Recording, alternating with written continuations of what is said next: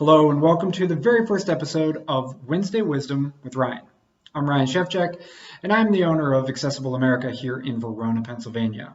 We are a full-service home accessibility equipment and service provider covering stair lifts, patient lifting, and other aspects of accessible home modifications.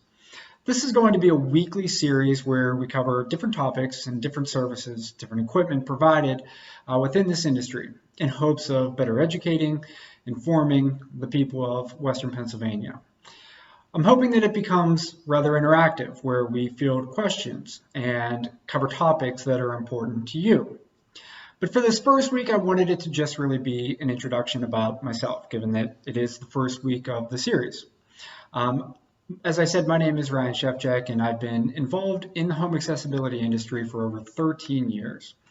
My passion really started in 1997. My father had a company very similar, and through 2010, we operated that business and helped many people in Western Pennsylvania.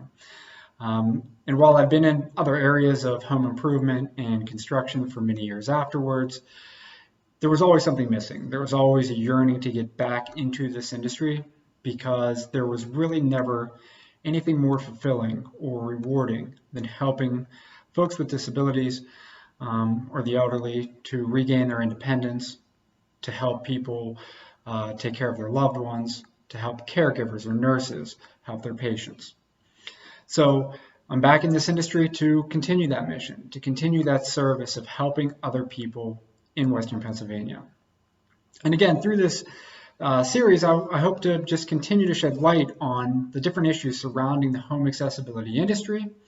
And I look forward to your questions, topics that you want to see covered, things that you want us to discuss so we can better inform you, help you make better decisions about home accessibility and the home accessibility industry. Certainly, if there's any questions in the meantime or individual needs that I can help fill, please reach out to us.